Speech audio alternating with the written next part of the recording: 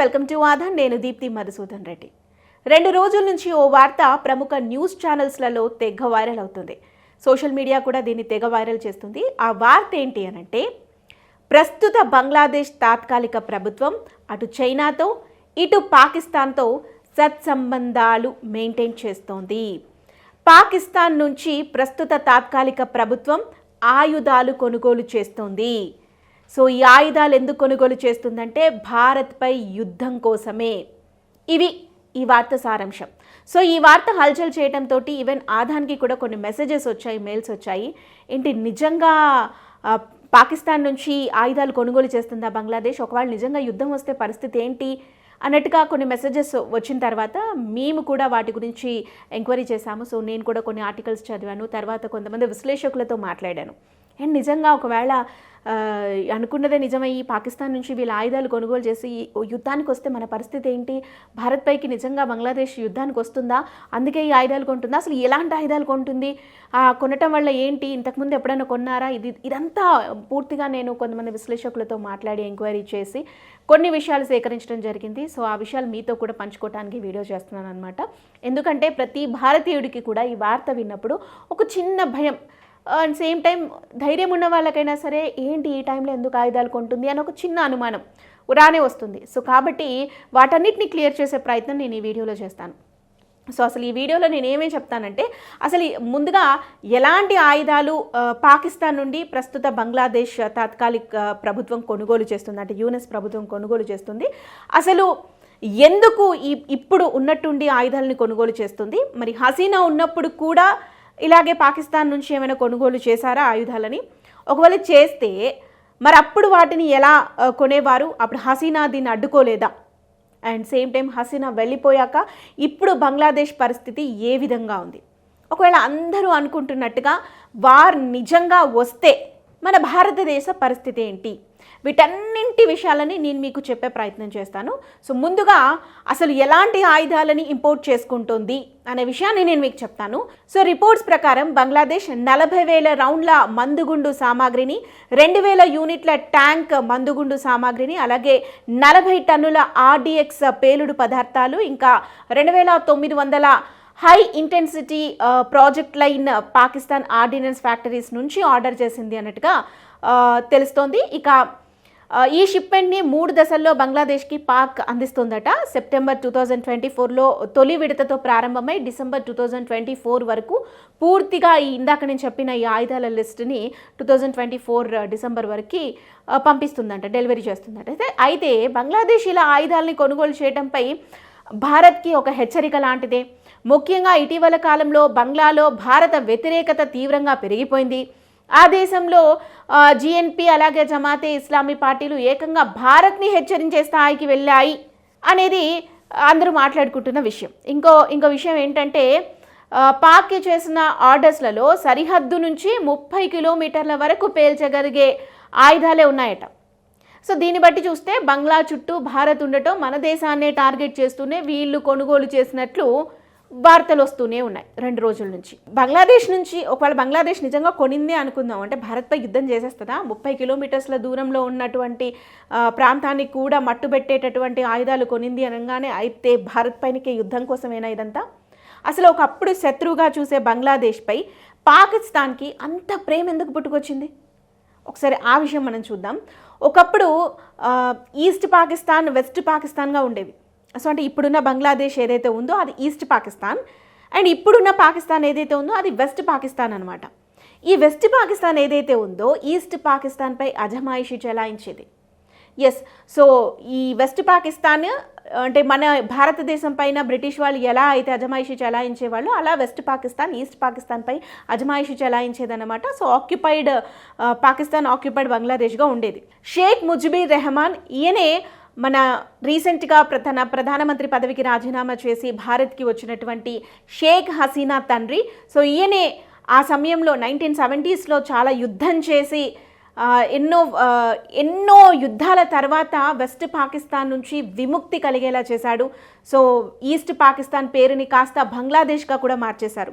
మరి ఈయనైతే బంగ్లాదేశ్ ప్రజలంతా కూడా ఒక దేవుళ్ళ కొలవాలి, నిజానికి కొలిచేవారు కూడా. కానీ ఎప్పుడైతే హసీనా పైన కోపం వచ్చిందో, ఎప్పుడైతే రిజర్వేషన్ ఇష్యూ తెర మీదకి వచ్చిందో, హసీనాపై ఉన్నటువంటి ఆ కోపాన్నంతా కూడా ఈయన విగ్రహాలపై కూడా చూపించారు. ఈయన విగ్రహాలన్నింటినీ కూల్చేసిన పరిస్థితి కనిపించింది.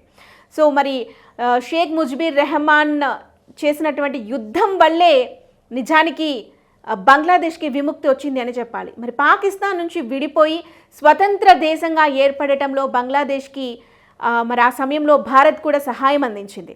అప్పటి నుంచి భారత్తో బంగ్లాదేశ్కి సత్సంబంధాలు సాగిస్తూ వచ్చిందన్నమాట. దశాబ్ద కాలంగా బంగ్లాదేశ్లో అధికారాన్ని నిలబెట్టుకుంటూ వచ్చిన షేక్ హసీనా కూడా ఇటీవల పదవికి రాజీనామా చేసి దేశాన్ని వదిలేసి భారత్లోకి వచ్చి ఆశ్రయం పొందుతున్నారు. సో ఇదే అదునుగా భావించినటువంటి పాకిస్తాన్ బంగ్లాదేశ్కి దగ్గరవుతుంది.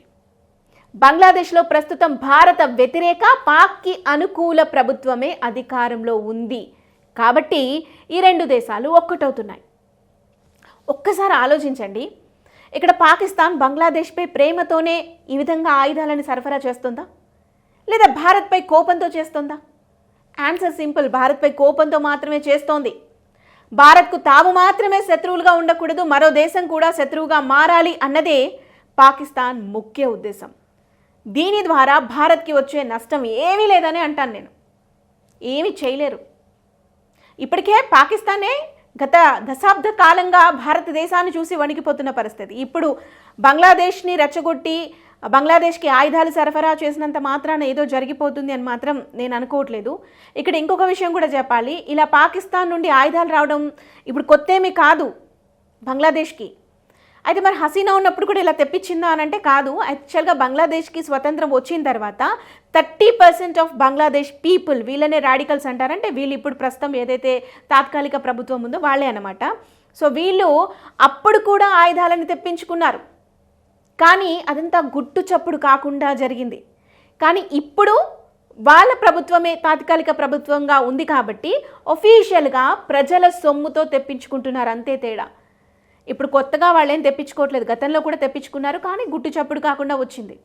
ఇప్పుడు వాళ్ళే ప్రభుత్వం అధికారంలో ఉంది కాబట్టి ప్రజల సొమ్ముతోటి వాళ్ళు హ్యాపీగా తెప్పించేసుకుంటున్నారు, అంతే. అయితే హసీనా వచ్చిన తర్వాత ఏం చేసింది అంటే, హసీనా ప్రధాని అయిన తర్వాత పరిస్థితులంతా మారిపోయాయి. అప్పట్లో ఆమె ప్రధాని ఉండటానికి ముందు కొంచెం విచ్చలవిడిగానే ఇవన్నీ జరిగాయి, కానీ ఆమె వచ్చిన తర్వాత పరిస్థితులంతా మారిపోయాయి. హసీనా ఇన్ఫ్యాక్ట్ ఇంకా చెప్పాలి అంటే బంగ్లాదేశ్ ఎకానమీ చాలా దారుణంగా ఉండేది.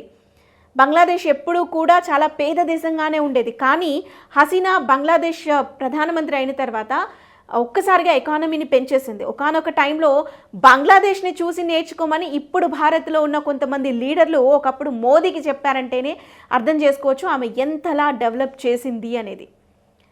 సో తను చాలా డెవలప్ చేసింది, ఎకానమీని పెంచింది. ముఖ్యంగా టెక్స్టైల్ విషయంలో బంగ్లాదేశ్ ఎప్పుడూ నెంబర్ 1 పొజిషన్లోనే ఉండేది. భారత్తో మంచి సత్సంబంధాలు కూడా మెయింటైన్ చేసేది షేక్ హసీనా. సో మనం కూడా ఎలక్ట్రిసిటీ అందించే వాళ్ళం, ఫుడ్ ఎక్స్పోర్ట్ చేసేవాళ్ళం, పెట్రోల్ ఇచ్చేవాళ్ళం, ఇలా ఎన్నో విషయాల్లో భారత్తో మంచి రిలేషన్ మెయింటైన్ చేసింది. కానీ హసీనాని చూసి ఓర్వలేక కొంతమంది విద్యార్థులని ముందు పెట్టి రిజర్వేషన్ ముసుగున పెద్ద యుద్ధమే చేసి హసీనాను దేశం వదిలి పారిపోయేలా చేశారు. కానీ హసీనా వెళ్ళిపోవటం వల్ల వాళ్ళకే నష్టం. అసలు హసీనా వెళ్ళిపోయాక ఇప్పుడు బంగ్లాదేశ్ పరిస్థితి ఏంటో తెలుసా? టెక్స్టైల్స్ పరిస్థితి అయితే ఇంకా దారుణం అని చెప్పాలి. ఒక్కసారి మీరు ఈ న్యూస్ చూడండి, ఈ ఆర్టికల్ చూడండి. సో మీకు ఇక్కడ అర్థమైపోతూ ఉంటుంది. ప్రస్తుతం బంగ్లాదేశ్లో నెలకొన్నటువంటి క్రైసిస్ వల్ల బంగ్లాదేశ్కి ఏదైతే టెక్స్టైల్స్ బిజినెస్ వెళ్ళేదో అదంతా కూడా ఇప్పుడు ఇండియాకి టర్న్ అయిపోయింది. అసలు మీకు తెలుసా, బంగ్లాదేశ్ నిజంగా టెక్స్టైల్ విషయంలో నంబర్ 1 పొజిషన్లో ఉండేది. క్రిస్మస్కి కానీ న్యూ ఇయర్కి కానీ అమెజాన్ లాంటి కంపెనీస్ అన్నీ కూడా మనకి స్పెషల్ ఆఫర్స్ ఇస్తాయి కదా, ఆ క్లాత్స్ అన్నీ కూడా, టెక్స్టైల్ అంతా కూడా బంగ్లాదేశ్ నుంచే వాళ్ళు తీసుకునేవాళ్ళు. ఎంత నంబర్ 1 క్వాలిటీ ఇస్తారో తెలుసా వాళ్ళు, అంత మంచి బిజినెస్ రన్ అవుతూ ఉండేది అక్కడి నుంచి. కానీ ఇప్పుడున్న క్రైసిస్ వల్ల అమెజాన్ కానీ ఇతర కంపెనీస్ కానీ టెక్స్టైల్ విషయంలో బంగ్లాదేశ్ని అప్రోచ్ అవ్వాలంటేనే భయపడిపోతున్నారు. మీ దేశంలో ఇలాంటి పరిస్థితులు ఉన్నాయి కదా, మేము ఎలా మీకు బిజినెస్ ఇవ్వాలి అనేసి మెల్లిగా ఇండియా వైపు టర్న్ అయిపోతున్నారు. ఆ దెబ్బతోటి సో ఇటు తమిళనాడులో కానీ, అటు ఉత్తరప్రదేశ్లో కానీ, ఇటు సూరత్లో కానీ, ఇటు ప్రతి ప్రాంతంలో కూడా మన టెక్స్టైల్ బిజినెస్ అనేది పెరిగిపోతుంది. సో డిసెంబర్ 25 జనవరి 1కి బిజినెస్ అందించాలి అంటే ఇప్పటి నుంచి వాళ్ళు కష్టపడాల్సి ఉంటుంది. సో మనకి బిజినెస్ ఆటోమేటిక్గా పెరిగిపోతుంది అన్నమాట. సో బంగ్లాదేశ్కి టెక్స్టైల్ బిజినెస్ అనేది తగ్గిపోతుంది. యాక్చువల్గా వాళ్ళకి ప్రధాన వనరు, ప్రధానంగా వాళ్ళు డబ్బులు సంపాదించేది, వాళ్ళ ఎకానమీ గ్రోత్ అయ్యేది ఎక్కడి నుంచి అనంటే టెక్స్టైల్ వల్లే. కానీ ఇప్పుడు అదే పడిపోయిన పరిస్థితి. ఇక నెంబర్ 2 పెట్రోల్. సో పెట్రోల్ విషయంలో కూడా ఆల్రెడీ పెట్రోల్ ధరలు అమాంతం పెరిగిపోయాయి. పెట్రోల్ వాళ్ళకి ఇంపోర్ట్ కూడా అవ్వలేని పరిస్థితి అక్కడ నెలకొంది. And next electricity, already electricity bills కూడా చాలా విపరీతంగా పెరిగిపోయాయి. ఎలక్ట్రిసిటీ నిలిపివేశారు అనే వార్తలు కూడా వస్తున్నాయి. అండ్ మరో ముఖ్యమైన విషయం ఏంటో తెలుసా, హసీనా ప్రభుత్వం అధికారంలో ఉన్నప్పుడు అక్కడ డాలర్ రేట్ అనేది, అంటే యూఎస్ డాలర్ రేట్ అనేది 106 రూపీస్ అలా ఉండేది.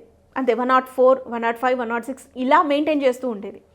కానీ వన్స్ ఎప్పుడైతే మేలో ఈ క్రైసిస్ స్టార్ట్ అయిపోయాయో, ఈ ప్రొటెస్ట్ అనేది స్టార్ట్ అయిందో, అప్పటి నుంచి అమాంతం డాలర్ రేట్ పెరిగిపోయింది.